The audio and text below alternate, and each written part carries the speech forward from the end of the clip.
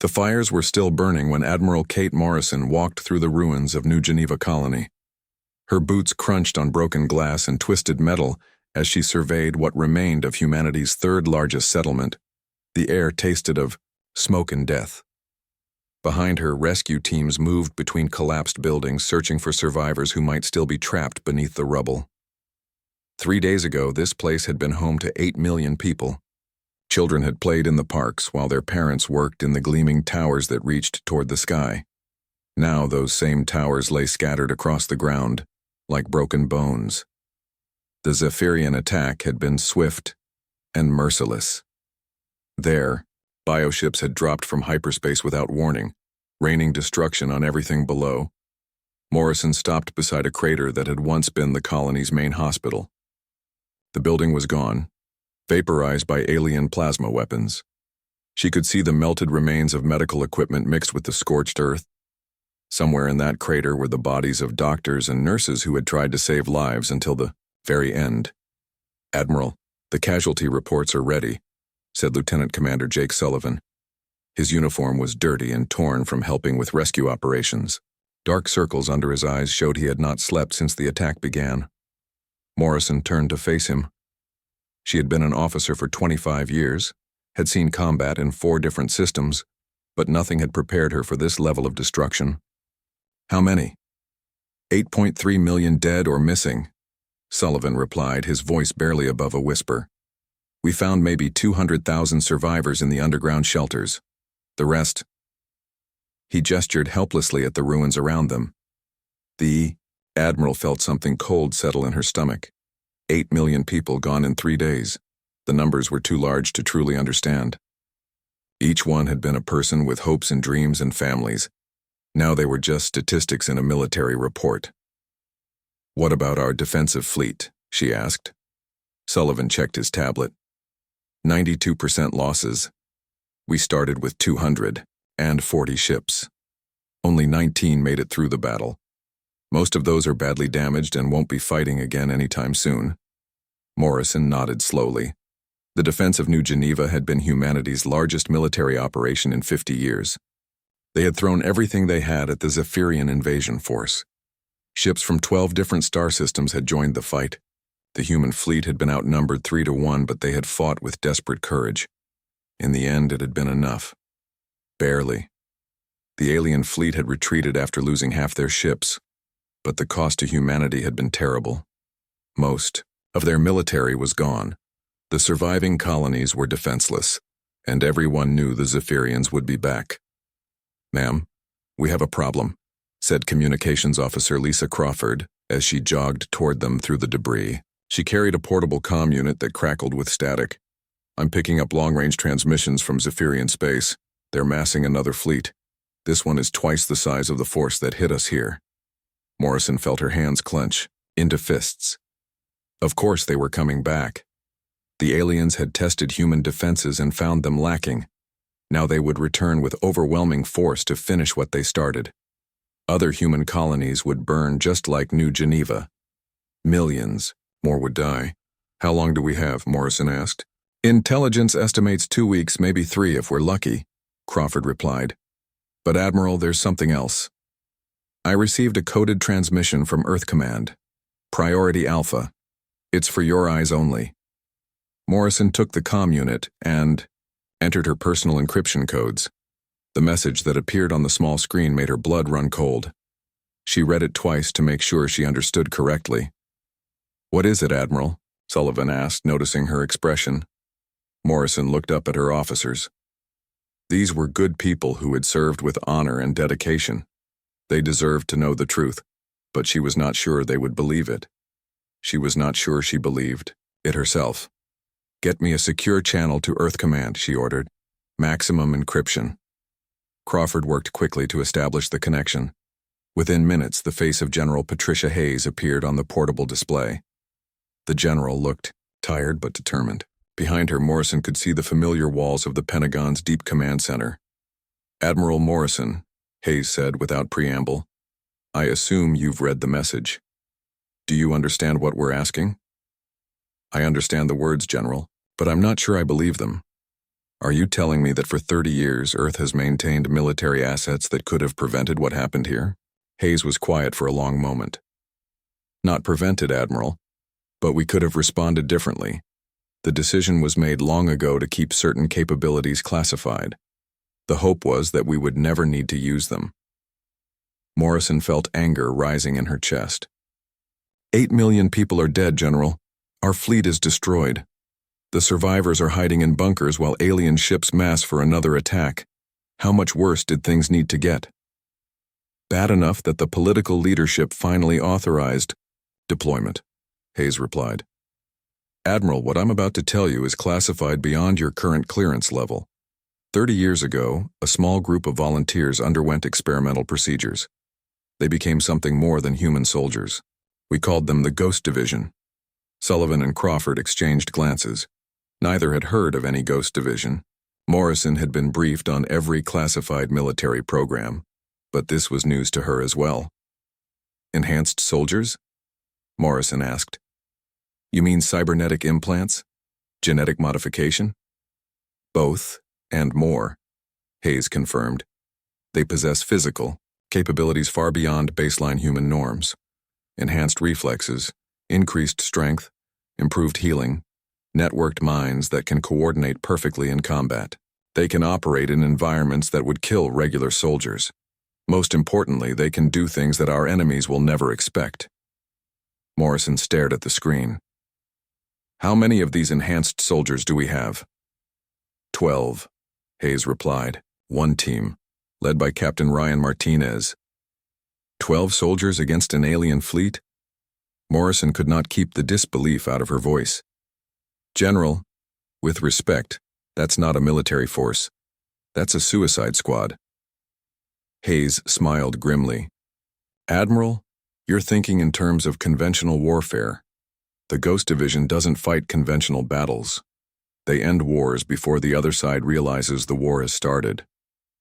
Before Morrison could respond, another figure appeared on the screen beside General Hayes. He was a man in his early 40s with short dark hair and scars across his left cheek. His eyes were unnaturally bright, almost glowing in the artificial light. When he moved, it was with a fluid grace that seemed somehow inhuman. Admiral Morrison, the man said in a quiet voice that carried absolute authority. Captain Ryan Martinez, Ghost Division. We're en route to your position aboard the UES Phantom. Estimated arrival in 18 hours.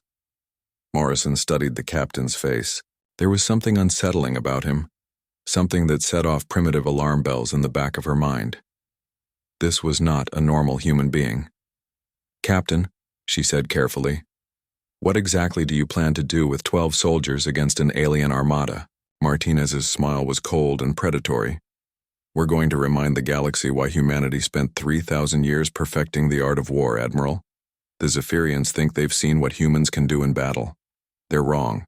They've only seen what happens when we follow the rules of civilized warfare. The transmission ended, leaving Morrison staring at a blank screen. Around her, the ruins of New Geneva continued to smolder in the alien sun. Somewhere in space, an enemy fleet was gathering to finish the destruction they had started. And humanity's response was 12 enhanced soldiers who claimed they could change the course of an interstellar war. Morrison had commanded fleets and fought in major battles. She understood military strategy and the brutal mathematics of war. Everything in her training told her that 12 soldiers, no matter how enhanced, could not defeat an armada. But something in Captain Martinez's eyes suggested that conventional military thinking might not apply to the Ghost Division. In 18 hours, she would find out if humanity's secret weapon was salvation or simply another tragedy waiting to happen. The battle for New Geneva was over, but the war for humanity's survival was just beginning. The UES Phantom dropped out of hyperspace exactly 18 hours later. Admiral Morrison watched from the bridge of her damaged flagship as the unknown vessel approached. She had expected to see another military ship, perhaps a modified destroyer or cruiser. What she saw instead made her question everything she thought she knew about human technology. The Phantom was sleek and black, its hull seeming to absorb light rather than reflect it. No running lights marked its position. No identification numbers were visible on its surface.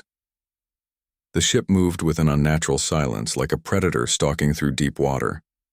Morrison's sensors could barely detect it even at close range. "Admiral, they're requesting permission to dock," reported Lieutenant Commander Sullivan. His voice carried the same unease that Morrison felt. Something about the ship was deeply unsettling. "Grant permission," Morrison replied. "And Sullivan, I want security teams standing by." "Ma'am, should they be armed?" Morrison considered this. If the Ghost Division was really on humanity's side, weapons would be unnecessary. If they were not, weapons would probably be useless anyway. No arms, but keep them ready. The docking procedure was completed in perfect silence. No chatter came over the communications channels, no requests for guidance or assistance.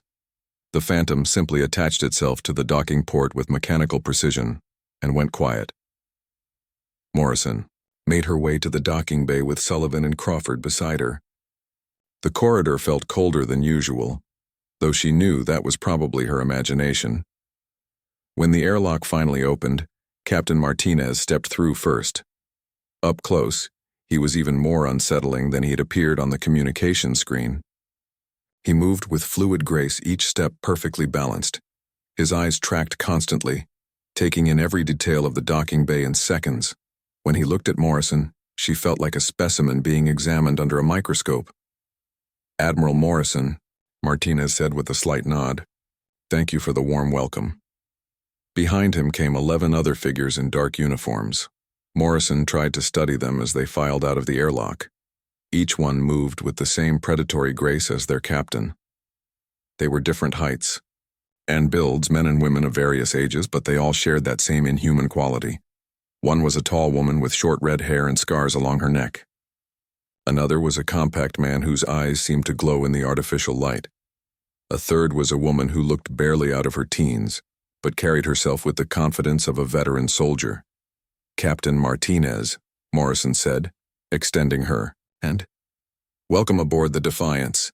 Martinez shook her hand, and Morrison immediately regretted the gesture. His grip was like steel, and she could feel unnatural heat radiating from his skin. His hand felt more like a machine than human flesh. "These are my team members," Martinez said, gesturing to the figures behind him.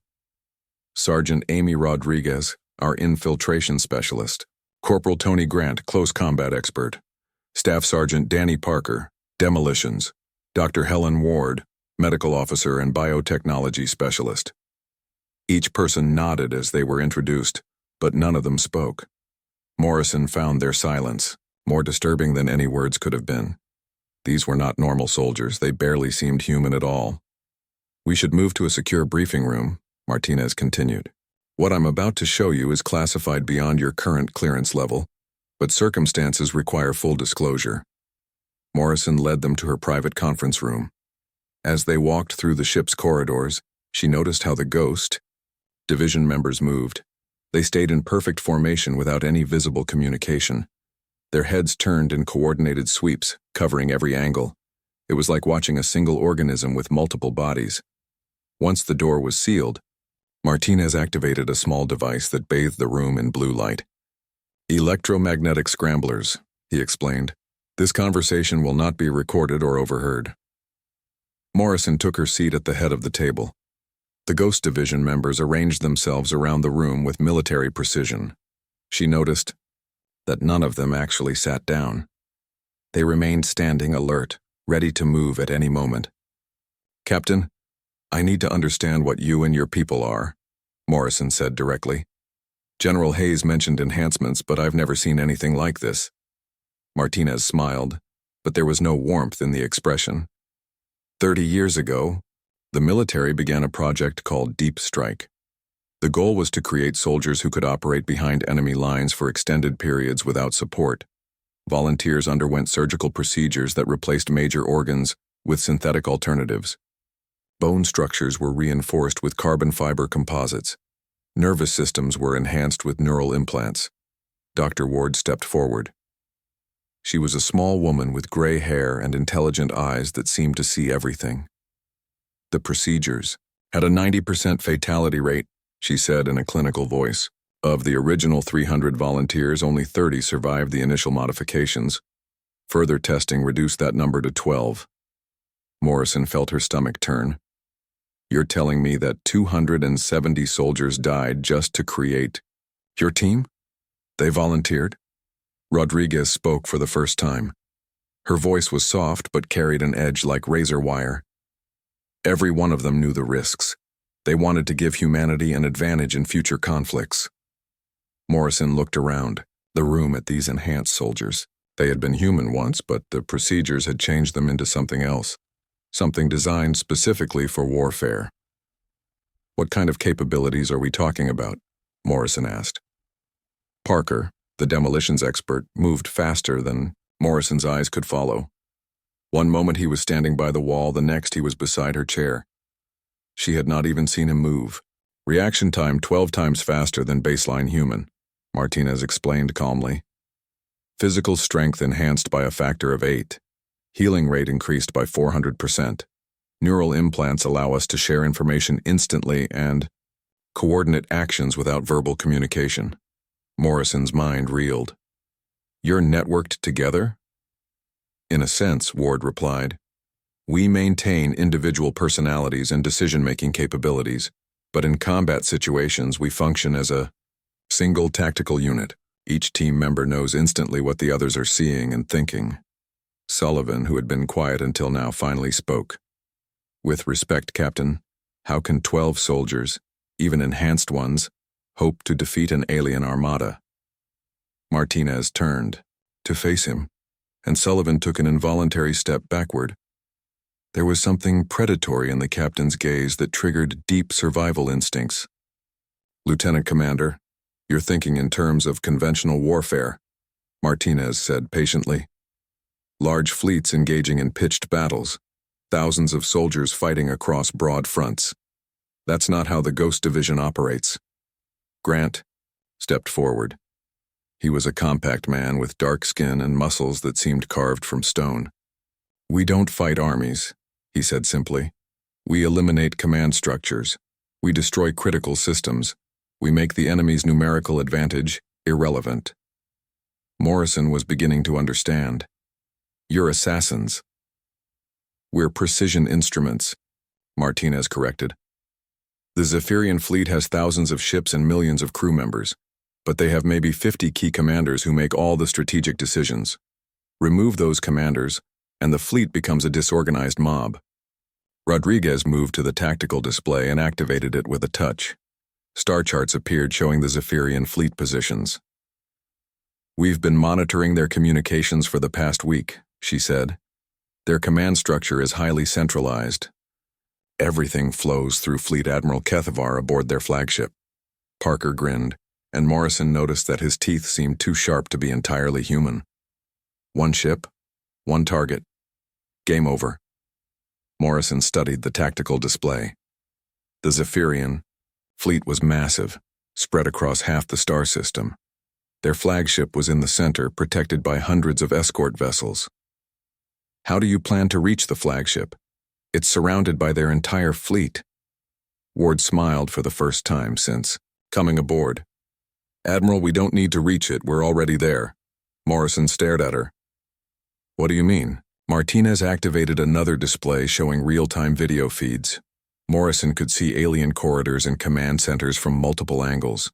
Zephyrian crew members moved about their duties, unaware they were being watched.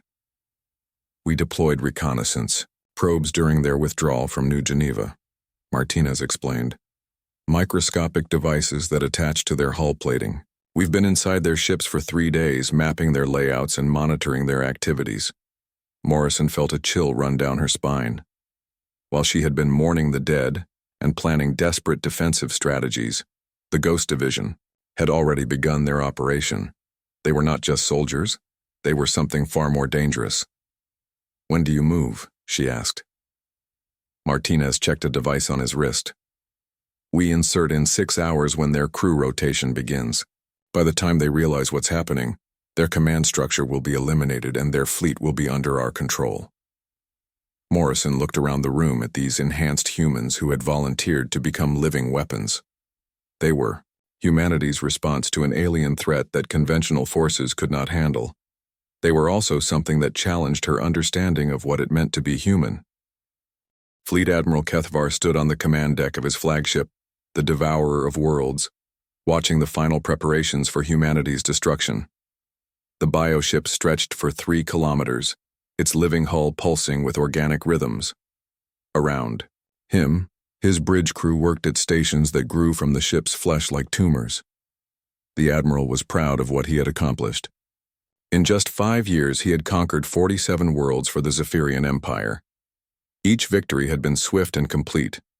No species had ever mounted effective resistance against his tactics.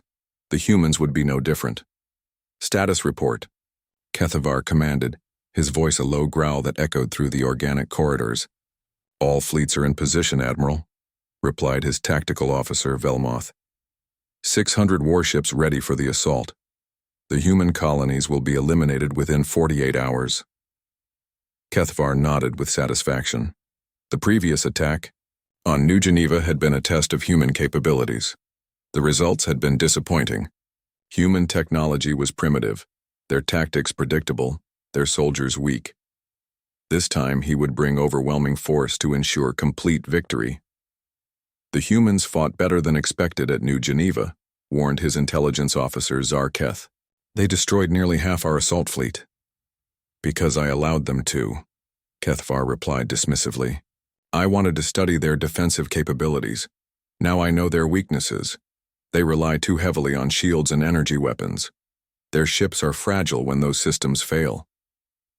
What the Admiral did not know was that 12 figures in advanced stealth suits were already moving through his ship's corridors.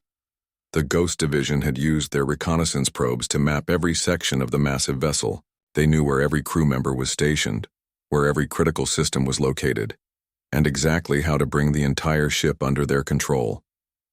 Captain Martinez moved through the bioship's digestive tract, a tunnel that connected the ship's major organs. The walls around him pulsed with alien life, secreting acids that would dissolve any normal human in seconds. His enhanced biology and protective gear allowed him to survive in the toxic environment. Through his neural link, he could see what each team member was experiencing. Rodriguez was infiltrating the ship's brain center, where the Zephyrian commanders controlled fleet communications. Parker was placing explosive charges in the power distribution network. Grant was moving toward the crew quarters where the ship's elite guards were resting. The Ghost Division had learned to work in perfect coordination. Each member knew instantly what the others were doing without need for radio communication. They moved like parts of a single organism, each action supporting the overall mission. Rodriguez reached the ship's neural center first. The chamber was filled with biomechanical interfaces that connected directly to Zephyrian nervous systems. Alien technicians floated in tanks of nutrient fluid, their minds linked to the ship's consciousness. They were completely defenseless. She moved among them like a shadow, her enhanced reflexes allowing her to strike faster than alien nervous systems could react. One by one, the technicians died without ever knowing they were under attack. In less than 3 minutes, she had severed the ship's connection to the rest of the fleet. Meanwhile, Parker was discovering that Zephyrian bioships were more vulnerable than anyone had realized.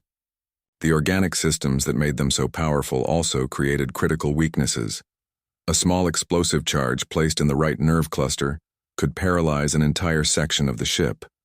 He worked methodically, planting charges that would disable life support, propulsion, and weapons systems.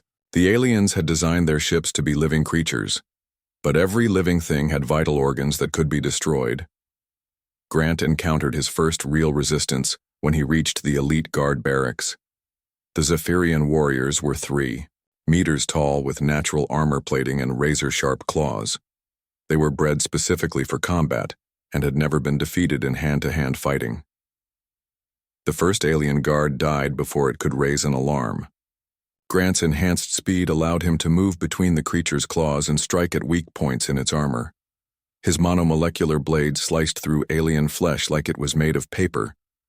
The second guard managed to roar a warning before Grant's blade found its throat, but the sound was absorbed by the ship's organic walls and no other crew members heard the alarm. Within minutes, the entire guard unit was eliminated.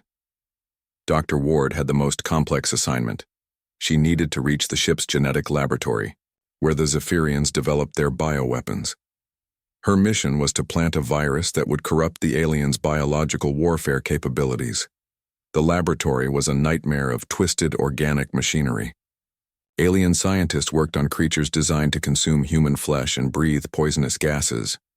Ward felt no sympathy as she moved among them, her medical training allowing her to strike with surgical precision. Each scientist died quickly and quietly. Ward's enhanced biology included immunity to most toxins, allowing her to work in an environment that would kill normal humans instantly. She planted her virus in the laboratory's central computer and watched as it began corrupting decades of research. On the command deck, Admiral Kethvar was beginning to notice problems. Communications with several sections of his ship had gone silent. Power fluctuations were affecting non-critical systems. His crew seemed sluggish and unresponsive. "Velmoth, run a diagnostic on all ship systems," he ordered. "Something is not functioning properly." But Velmoth did not respond. The tactical officer floated motionless at his station, a thin line of green blood running from a wound in his neck. Kethvar turned to see a figure in dark armor standing behind his command chair. Captain Martinez removed his stealth hood, revealing his scarred human face. His eyes glowed with unnatural light in the dim illumination of the bridge. "Fleet Admiral Kethvar, I presume."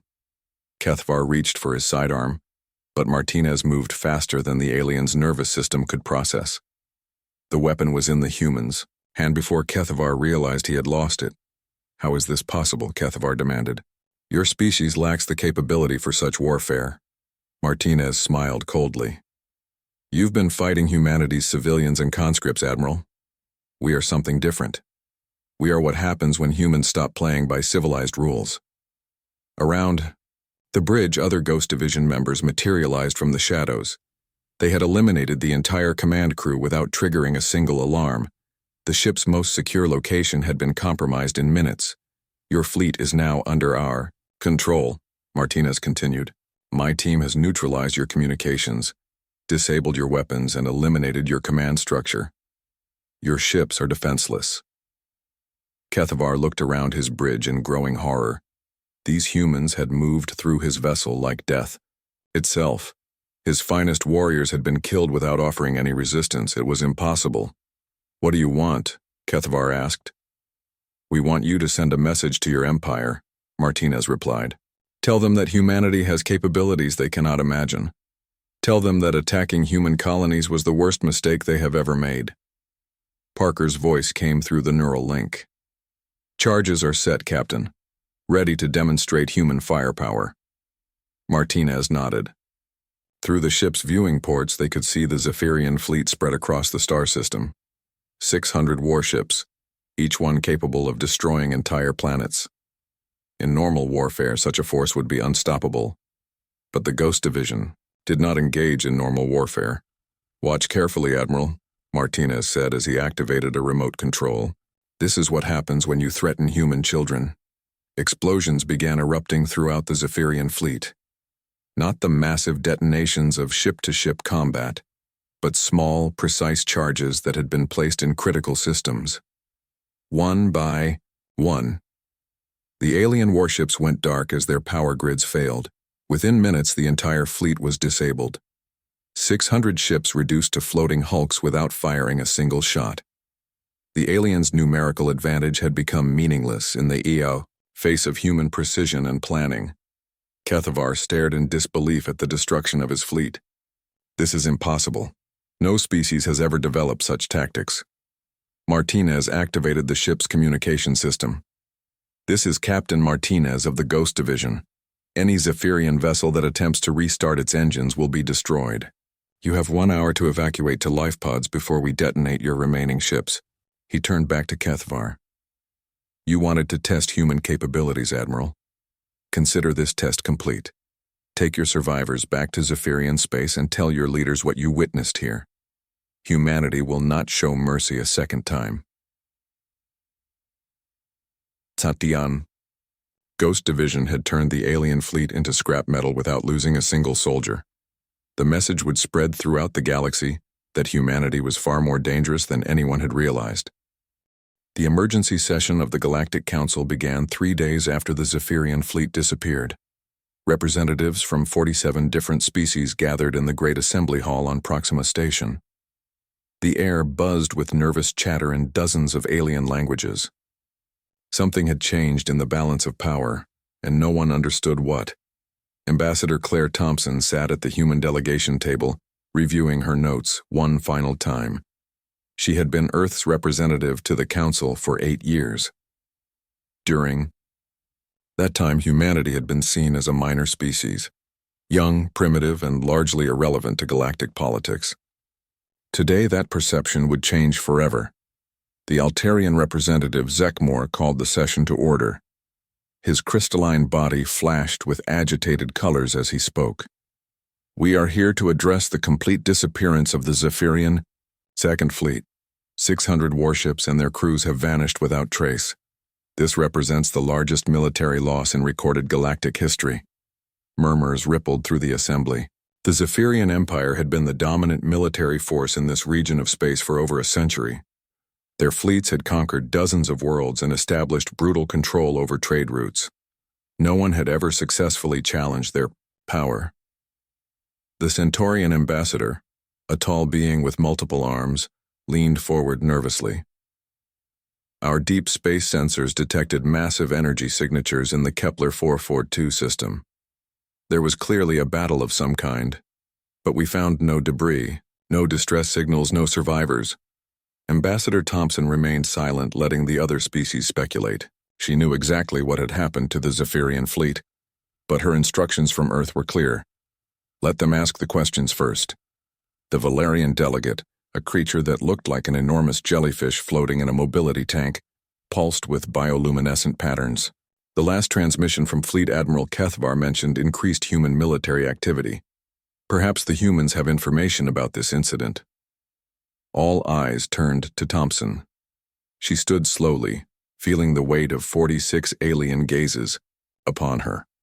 Everything she said in the next few minutes would reshape humanity's position in galactic politics.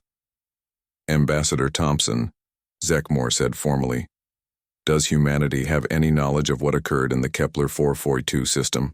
Thompson activated her holographic display. Images appeared showing the aftermath of the Zephyrian fleet's destruction. Disabled ships drifting in space, life pods scattered throughout the system, confused alien survivors being rescued by human vessels. "The Zephyrian Second Fleet was neutralized by human military forces," Thompson said calmly. "Admiral Kethvar and his surviving crew members are currently in human custody. They will be returned to Zephyrian space after debriefing." The assembly hall erupted in shocked voices. Several delegates stood from their seats, their alien faces showing disbelief and fear. The Altarian representative's crystalline form flashed through angry red patterns. "Impossible," Zekmor declared. "Human military technology is centuries behind Zephyrian capabilities. Your species has never demonstrated the ability to engage major fleet actions." Thompson smiled politely. "You are correct that our regular military forces would be outmatched by Zephyrian technology. However, humanity maintains certain specialized units that operate under different parameters." The Zephyrian delegate Karvoth struggled to his feet. He was one of the few survivors from Kethvar's flagship, and his normally proud bearing was broken by terror. "You do not understand," he said in a shaking voice. "The humans, they moved through our ships like ghosts. Our finest warriors could not even see them coming." Thompson nodded sympathetically.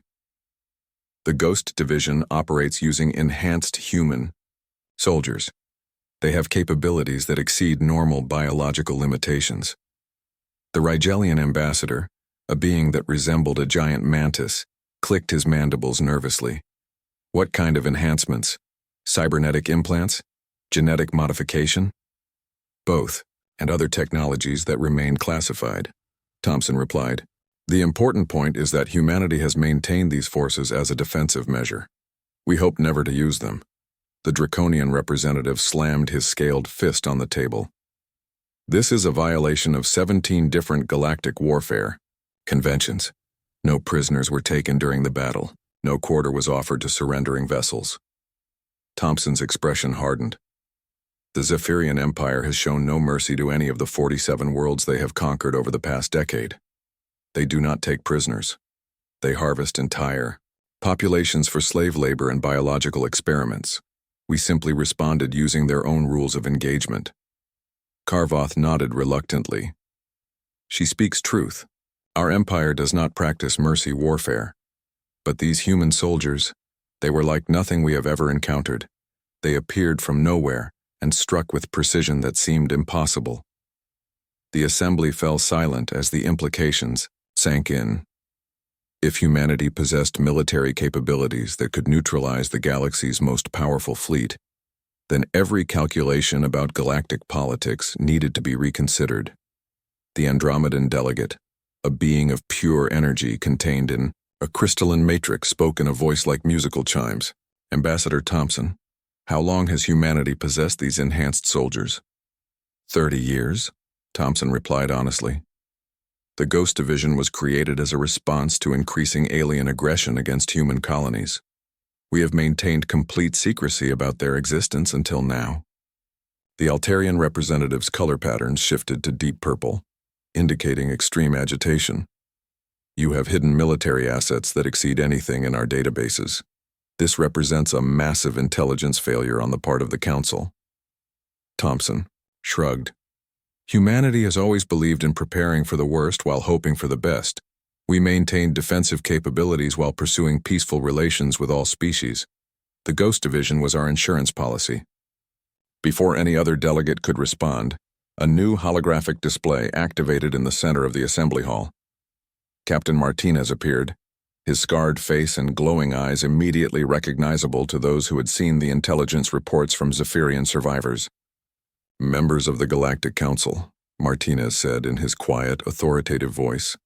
I am Captain Ryan Martinez, commanding officer of the Ghost Division. I felt it was important to address you directly. The hall fell completely silent. Even the ambient noise of life support systems seemed to fade away. The enhanced human soldier's presence dominated the assembly through sheer force of personality. For 3 decades, humanity has watched as aggressive species conquered peaceful worlds. Martinez continued. We have seen entire civilizations erased by empires that recognize only strength. We chose to develop capabilities that would ensure human survival. The Zephyrian delegate Karvoth visibly trembled as he looked at Martinez. Your soldiers. What manner of creatures are you? Martinez's smile was without warmth.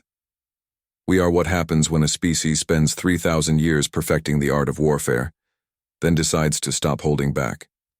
We are humanity's answer to those who would prey upon the innocent. The Valerian ambassador pulsed with nervous bioluminescence. Captain Martinez, what are humanity's intentions regarding other galactic conflicts? Will you intervene in disputes that do not directly involve human colonies? That depends, Martinez replied. The Ghost Division exists to protect humanity and our allies. We have no interest in conquest or empire building, but we will not tolerate threats to peaceful species, regardless of their origin. The Draconian representative leaned forward aggressively. Are you threatening the sovereignty of established galactic powers? Martinez's expression never changed. I am stating a fact. The age of unopposed aggression is over. Species that have built their power on the suffering of others should consider changing their methods. Thompson stood to address the assembly one final time. Humanity does not seek conflict with any peaceful species, but we will no longer stand by while aggressive empires destroy innocent worlds. The Ghost Division ensures that we have the capability to enforce that policy. The session ended with the Council in chaos. Delegates hurried to contact their home governments with news that would reshape interstellar relations. The young human species had revealed capabilities that surpassed anything in galactic records. As the assembly hall emptied, Thompson remained at her table, knowing that everything had changed. Humanity was no longer a minor player in galactic politics. They had become the unknown factor that every aggressive species would have to consider before starting their next war. The message was clear. attack human colonies, and face consequences beyond imagination. The galaxy's predators had been put on notice that humanity was no longer prey. 6 months after the Zephyrian fleet disappeared, the galaxy had settled into an uneasy peace. Trade routes that had been controlled by aggressive empires were now open to all species. Worlds that had lived in fear of conquest could finally focus on rebuilding their civilizations. The change was dramatic and complete. Captain Ryan Martinez stood on the bridge of the UES Shadow, watching the construction of humanity's newest military facility. The orbital station above Earth was massive, designed to house and train 3 full companies of Ghost Division soldiers. What had once been a single team of 12 had grown into a force that could project power across the entire galaxy. Status report, Martinez requested from his executive officer, Major Susan Collins. She had been part of the second wave of volunteers to undergo the enhancement procedures. The medical techniques had improved significantly, reducing the fatality rate to less than 20%. Alpha Company is completing operations in the Vega sector, Collins replied, checking her holographic display. The pirate fleet that had been raiding civilian ships has been eliminated. No survivors as requested by the Centaurian government. Martinez nodded. The pirates had been using captured Zephyrian biotechnology to attack merchant vessels. Intelligence suggested they were actually military units operating under false flags, testing human response capabilities. The Ghost Division had provided a definitive answer. Beta Company reports successful completion of their mission in the Rigel system, continued Collins. The slave traders who had been kidnapping civilians from 12 different worlds have been neutralized. We recovered over 3,000 prisoners and returned them to their home planets. The slave trade had been one of the galaxy's most persistent problems. Various species had built entire economies around capturing and selling sentient beings. The Ghost Division had systematically eliminated these operations, freeing tens of thousands of prisoners in the process. What about Gamma Company? Martinez asked. Still deployed to the Zephyrian border worlds, Collins replied. They're providing security for the refugee camps and monitoring compliance with the peace treaty. The Zephyrian Empire had undergone dramatic changes since the destruction of their second fleet. The military leadership that had driven their expansion had been replaced by civilian administrators who wanted only to rebuild their damaged worlds. Millions of Zephyrian civilians had been displaced during the decades of warfare, and they needed humanitarian assistance. Lieutenant Colonel Rick Patterson materialized on the holographic communicator. He was commanding Gamma Company from the border region, overseeing the complex process of Zephyrian reconstruction. General Martinez, Patterson said with a slight smile. Martinez had been promoted again as the Ghost Division expanded.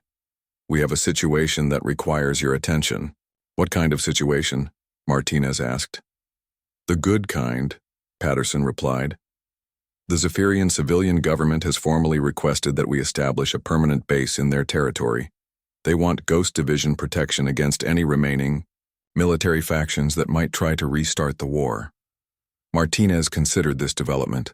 A permanent human military presence in Zephyrian space would have been unthinkable 6 months ago. Now it was being requested by the aliens themselves.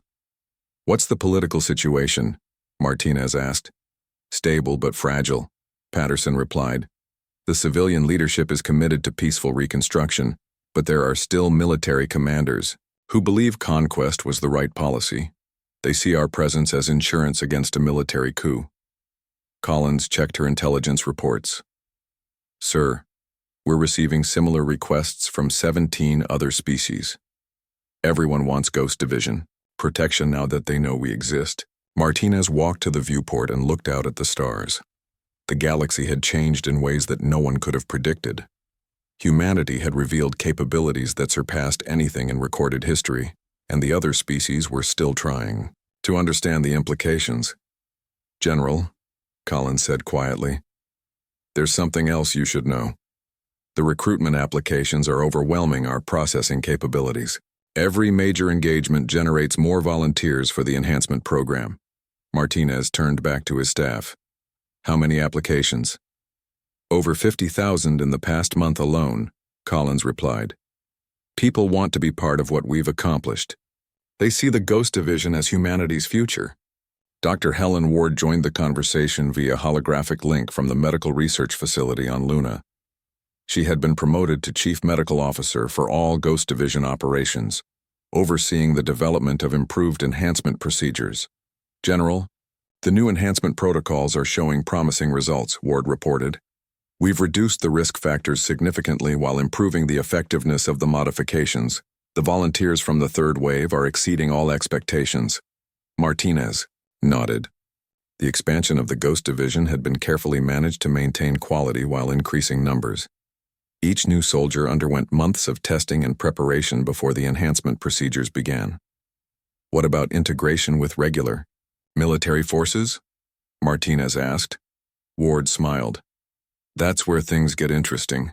The enhancement technology is being adapted for less intensive applications. We can now provide moderate improvements to regular soldiers without the risks associated with full Ghost Division modifications. This was a significant development. If the enhancement technology could be safely applied to normal military units, humanity's entire armed forces could be upgraded. The implications for galactic security were enormous. Sir, Collins interrupted, we're receiving a priority transmission from Ambassador Thompson at the Galactic Council. Thompson's image appeared on the main display. She looked tired but satisfied. The past 6 months had been challenging as humanity negotiated its new position in galactic politics. General Martinez, Thompson said formally, I wanted to update you on the latest council developments. The Andromedan Confederation has formally requested human military assistance in dealing with their border conflicts with the hegemony. Martinez raised an eyebrow. The Andromedans were one of the galaxy's oldest and most advanced civilizations. For them to request human military aid represented a fundamental shift in galactic power structures. What kind of assistance? Martinez asked. They want Ghost Division advisors to help them develop enhanced soldier programs, Thompson replied. The hegemony has been using bioweapons against Andromedan colonies, and their regular forces can't cope with the threat. Collins checked her tactical displays. Sir, if we start sharing enhancement technology with allied species, we could fundamentally change the nature of galactic warfare. Martinez considered the implications. The Ghost Division had been created to protect humanity, but their capabilities had grown beyond anything originally envisioned. They now had the power to reshape interstellar civilization. General, Patterson's voice came through the communicator. I have to ask the obvious question. What happens when every species in the galaxy has enhanced soldiers? Are we creating a new arms race? It was a valid concern. The enhancement technology that gave humanity such an advantage could eventually spread to other species. Future conflicts might be fought between armies of enhanced soldiers rather than normal troops. Ward spoke from her research facility. Actually, that might not be a bad thing. Enhanced soldiers are more precise, more discriminating in their targets. Wars fought by Ghost Division-level troops would probably result in fewer civilian casualties and less collateral damage. Walked back to the viewport, looking out at the peaceful starfield. The galaxy was quieter now than it had been in decades. Trade flourished, exploration resumed, and conflicts were resolved through negotiation rather than conquest. Ambassador Thompson, Martinez said finally, inform the Council that humanity is willing to share limited enhancement technology with peaceful species, but only under strict controls and only for defensive applications. Thompson nodded. Ali, begin the negotiations immediately. This could be the foundation for a new type of galactic security arrangement. As the communications ended, Martinez reflected on what they had accomplished. The Ghost Division had started as a desperate measure to protect human colonies.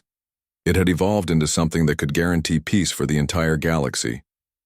The enhanced soldiers under his command were no longer just weapons. They had become guardians of a new era where aggressive empires could not prey upon peaceful civilizations. The galaxy's predators had been tamed, and its defenders had been given the tools they needed to maintain peace. The battle for New Geneva had ended with humanity's victory, but it had also marked the beginning of something larger. The age of unopposed conquest was over. In its place had emerged a new balance of power, where strength served justice rather than ambition. Martinez smiled as he watched the stars. The Ghost Division had exceeded every expectation, but their greatest victory was not military. They had proven that enhanced humans could choose restraint over domination, protection over conquest. The galaxy was safer because humanity had learned to control its own power.